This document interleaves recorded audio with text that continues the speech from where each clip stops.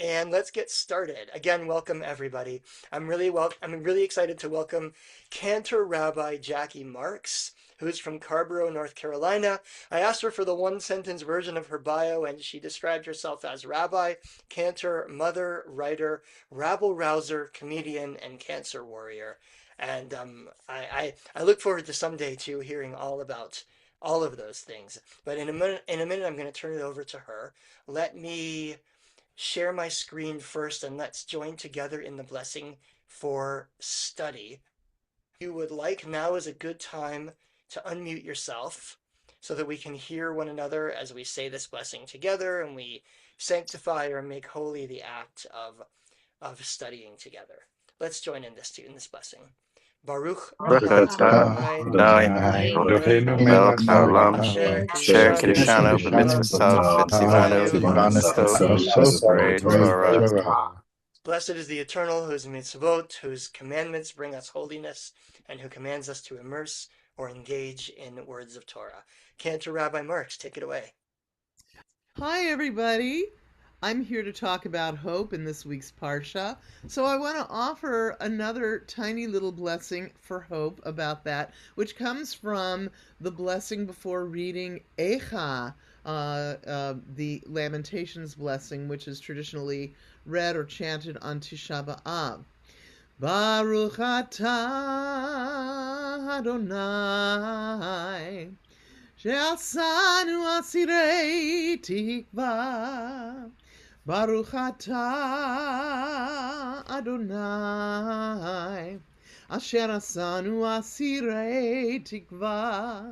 Blessed are you, God, who makes us captives of hope.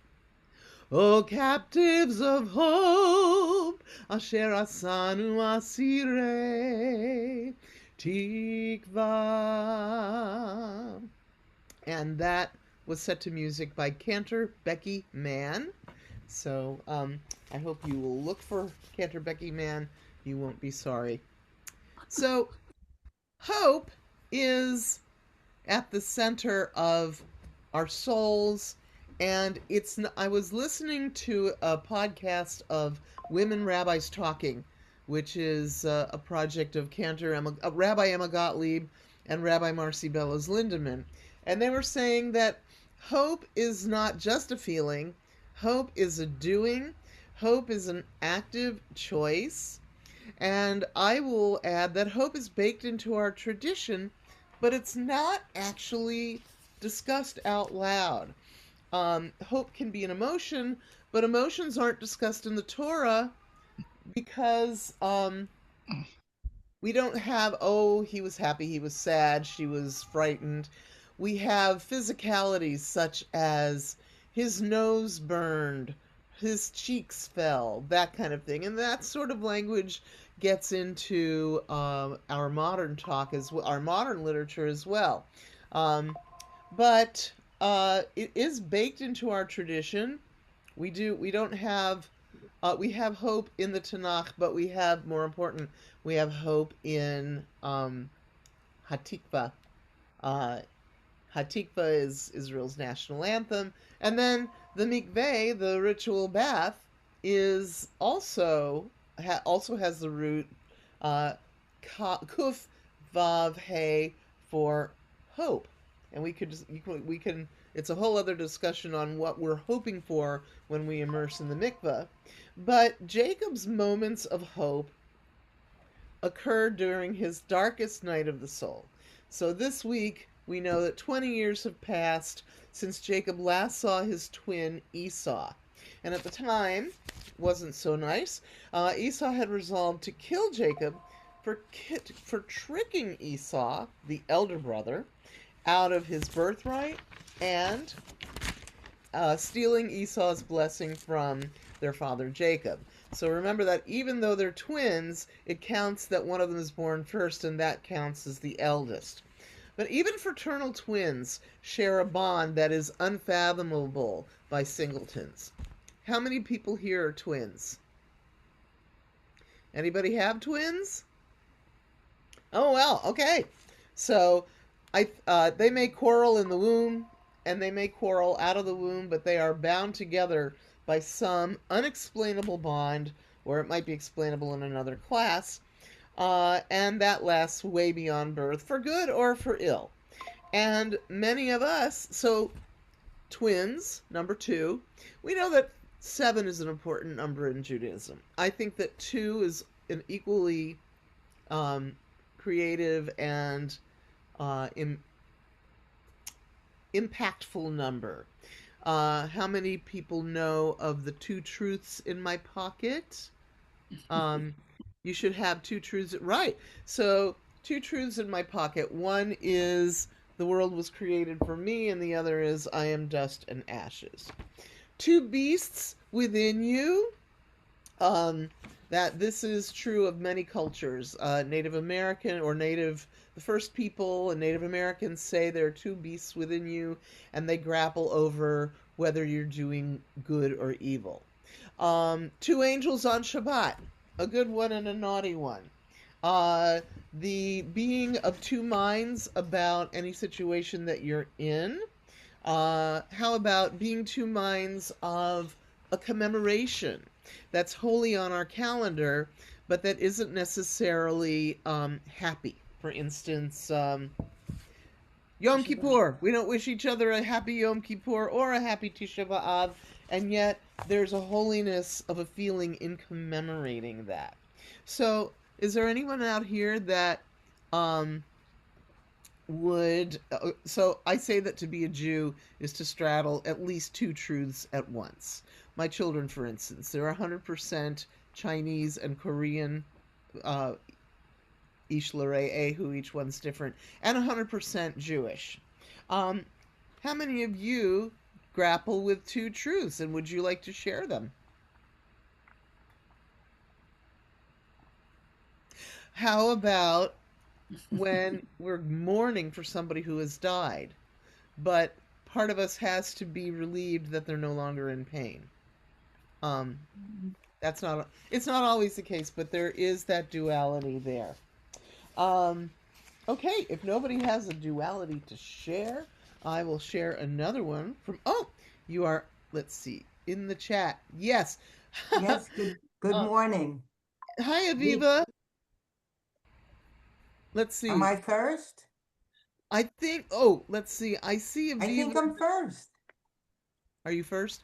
I tell you what, Toby, I think you're first. Yes, because Susan was still muted. Gotcha. Well, let me go by where I see hands. Sure. Toby. And tell us where you're from. Me? I'm Toby. I'm now from Houston, Texas. Originally, I'm from New York City. Awesome. All right. My two truths, absolutely, because I know my husband had the same feeling when his father passed.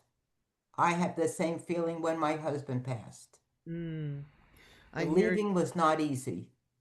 Shamati. And so we were married more than 50 years. And yes, there was a side that was a relief. I sometimes, it doesn't sound good to say my husband passed, it was a relief. But it was. Because he suffered a long time. Which means we suffered together a long time. And that's right. How it was for my husband and his father. He felt that he's voiced that many times. He was very, very close with his father. They were in business together, so they were together all the time. And when his father passed, he said, I am relieved. Susan? Thank you. I'm Susan. I live in Tucson, and I'm standing up, so I'm stretching my back, so I might look kind of weird. I had a similar experience as, was it Toby? Is that right? Yes. That your name? Yes. Did when my father died. He was 51 years old, and he died of pancreatic cancer. I am the eldest child. I was 18, and the youngest of us was 10. And he had truly suffered. But what the double truth that I live with is that I have a very organized brain, but I am a filthy slob, and it drives me insane. I understand. Jan. Yes, my double is my mother. When she was alive, God bless her, she was obese, very obese, and growing and growing.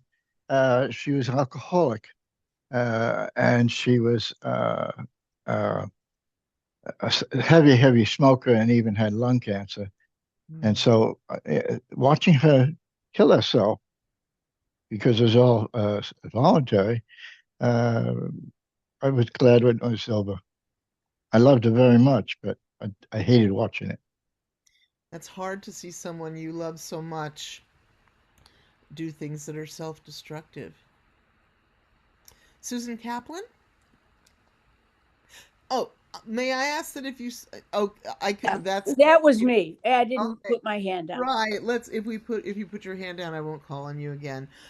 So Golda Meir said, "Those who don't know how to weep with their whole heart don't know how to laugh either."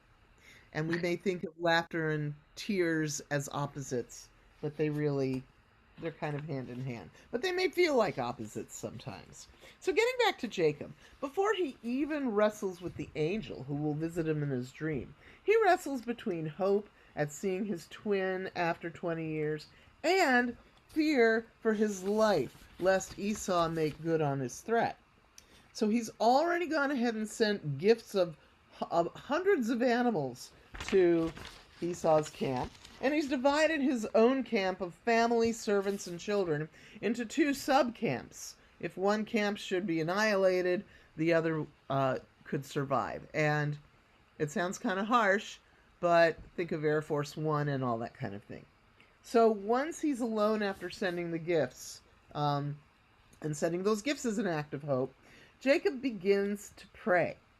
He begins with gratitude, which holds hope from the outset. So as he thanks God for bringing him through all the trials so far, as Steve Harvey says, you have already made it through 100% of your bad days. By giving thanks, Jacob clears a path from his soul for peace or for whatever please best outcome, regardless of what's going to happen when he meets his brother. Now, Jacob can only control his part of the peace process with Esau, and he involves God directly in this endeavor. What is Jacob's laundry list of hopes? Mm. Should we go to the text a little bit before we Good idea. determine that, or before we ask from the floor? And I'm sharing with you now. Okay, Jacob saw Esau coming. Let's get to before the dream. Okay. Look at all the animals he's sending. Hundreds. So he selects from his flock, sends to Esau, and tells the servants what to say. You are, I am Jacob's, I am Jacob, your master's brother, and he crosses the river. Split. Wait, where's the part where he prays? Ah, here we go. Here we go. Oh, O God of my father Abraham's house and God of my father Isaac's house, Adonai, who said to me, return to your native land and I will deal bountiful with you. And that was all enumerated in the previous dream with the ladder. I am unworthy of all the kindness that you have so steadfastly shown your servant. With my staff alone I crossed this Jordan, and now I have become two camps. Deliver me, I pray, from the hand of my brother, from the hand of Esau. I fear he may come and strike me down, mothers and children alike. But then he reminds God of the promise to preserve him.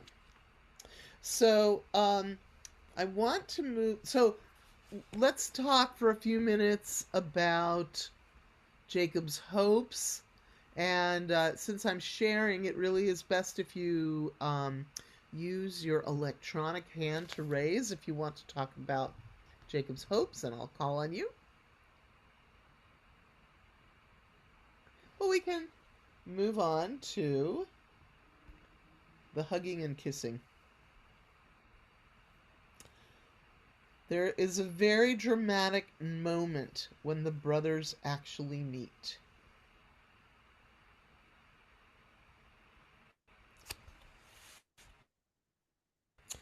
Esau ran to greet him. Vayarotz Esav likrato vayachabkehu, and he hugged him. Vayipol al tzavarav, and he fell on his neck. Vayishakehu, and he kissed him. Vayivku, and they wept. You'll notice that there are some droplets above the word, and he kissed him. And I may have made more out of it than is necessary, but what do you think these drops represent? Idea. I'll give I you think they represent tears. tears. I'm going to show you the word as I magnified it. Oops! Everybody see the one word here? Yes. Is there Yeah. anything? Are there other pictures getting in the way? I don't think so. But I will also show you at the same time a challah that I baked a few years ago to go along with this. Wait, I want both of these to show up. Crown. Yeah. A crown! Say more about that, please. Hmm. Wow. Can you still see the word with the dots over it? Or can you only see the challah? Oh, I see the dots for sure Okay. because they're red. Well, I wondered if they could possibly be blood. And can you see the challah? I Yes. can see So the I made this challah a few years ago for Parshat Vayishlach, and it shows the two brothers embracing and some drops of blood running down. Now, are there any opera fans out there? Yeah. Okay, have you heard of Cavalleria Rusticana by Pietro Mascagni? No. So obviously this embrace is fraught with deep emotion and passion. And the Torah doesn't say he was happy to see him. The Torah doesn't say there were these drops running down. I'm saying that they could be blood because in Cavalleria Rusticana, when the baritone challenges, Cavalleria Rusticana means rustic chivalry, which means a different way of doing things than, let's say, they do in the big cities. And when someone challenges you to a duel, they embrace you tightly and they bite your ear to draw blood. And so that image, maybe because I studied opera too, before I became a cantor and a rabbi, I thought, what an interesting midrash.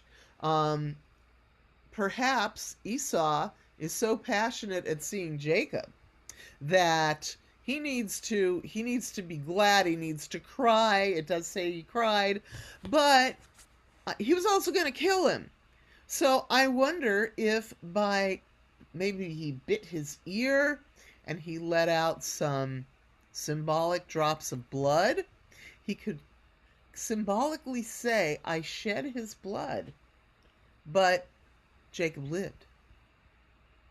Well, Rabbi, honestly, I have heard once before that Esau had bitten Jacob. It has come up before. Oh, I'm glad because Yes, yes, I I'd did love hear to be that the once first. before in a study class. That's great. Oh, yeah, you'll have to tell me the name of the rabbi that came up with that. Jan, and Jan, because I'm only seeing your email address, I don't know if it's pronounced Jan or Jan, so forgive me. We call him Jan. Okay, Jan, what would you like to say? Oh, you're muted. You're muted. I'm listening, It's Jan. Jan, and I didn't know that Tyson was an aficionado of opera when Well, he did Holyfield's ear. opera is kind of a, the Torah is a reflection of life, opera is a reflection of life, and it tells a story.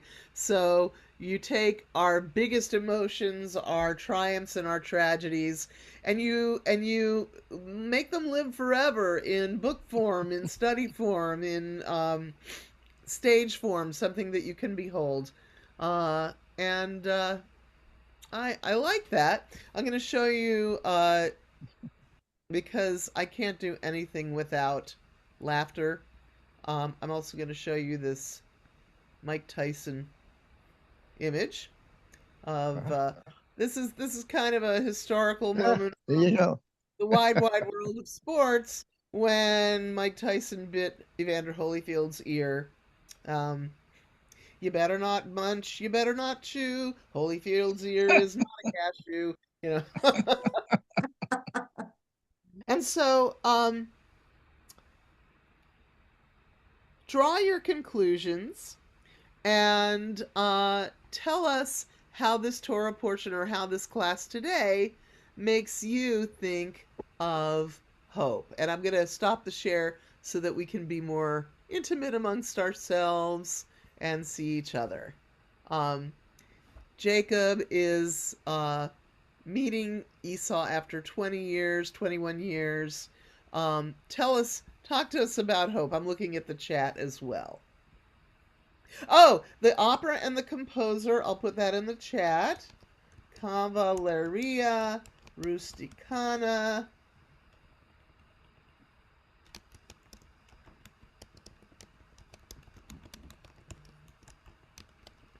And the composer is Pietro Mascagni. Oops. Yep. And there we go.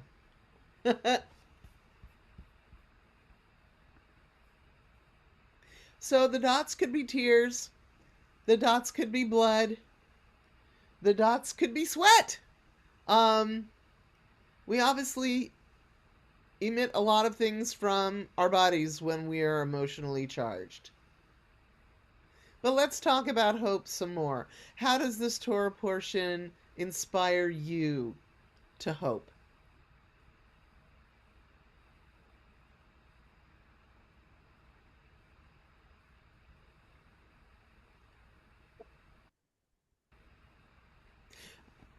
Aviva and Yehuda.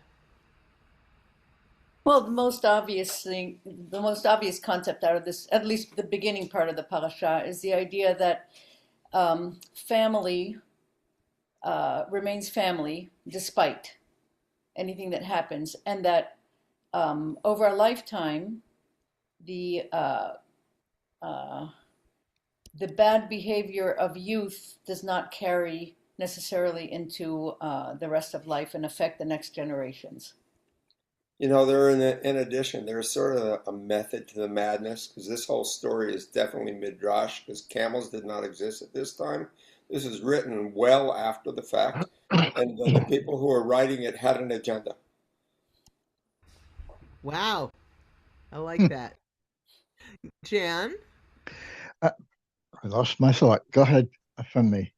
Let's see. I'll come back to you. I'll call on Bob.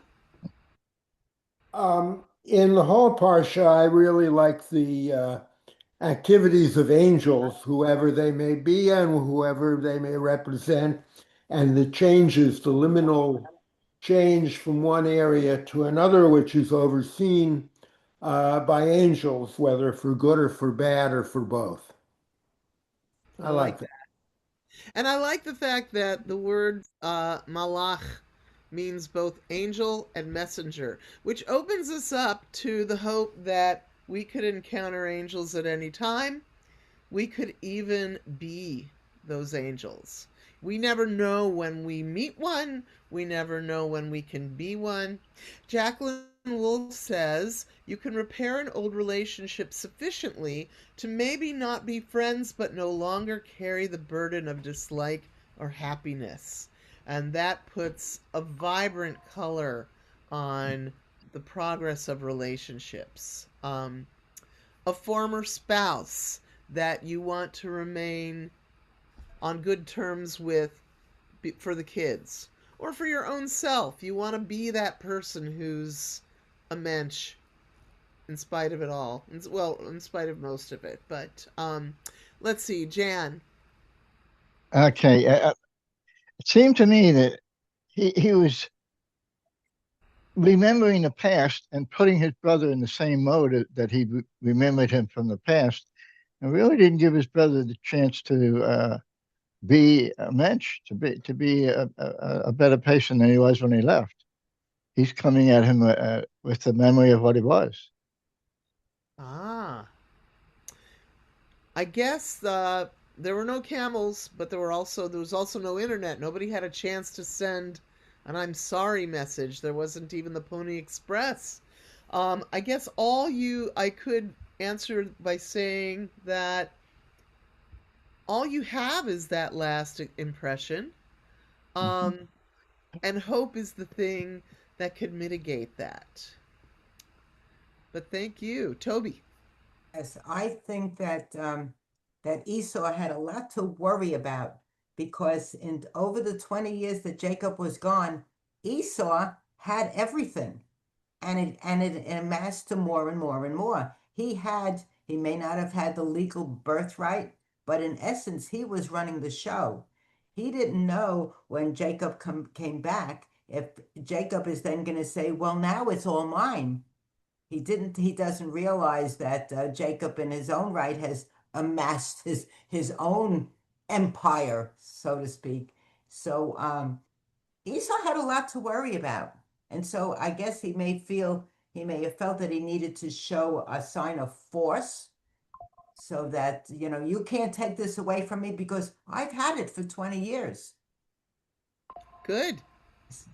Um, and you're right. By sending all those animals, um, Jacob he could be sending a message that I'm not here to take anything. You can Exactly. accept these animals or not accept these animals. You can have peace with me or not have peace with me. But here is a clear sign and symbol that I'm not here to take.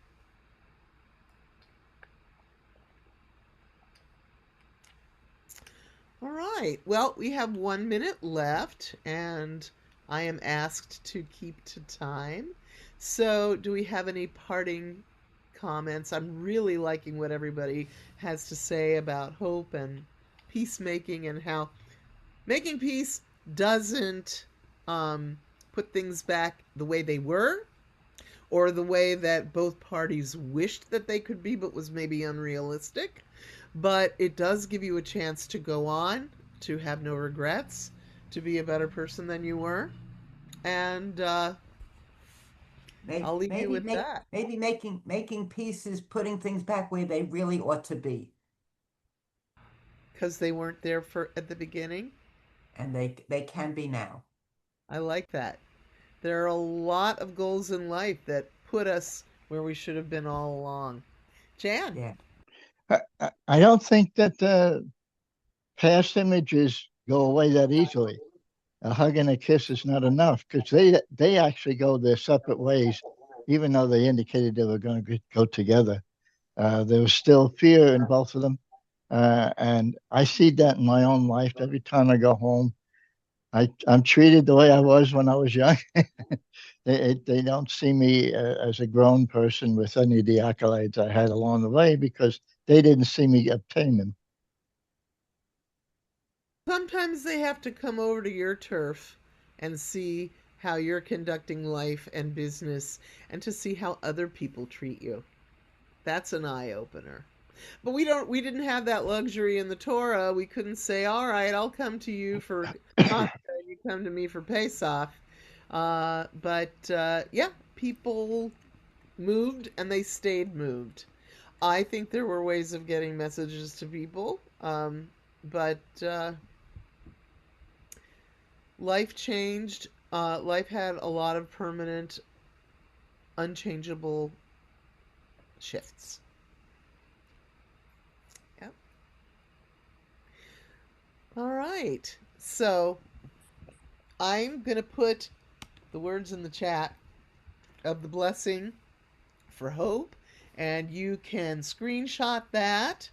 And again, I think it's appropriate to say Baruch Atah Adonai Asher Asanu Asirei Tikva. Blessed are you, God, who makes us captives of hope.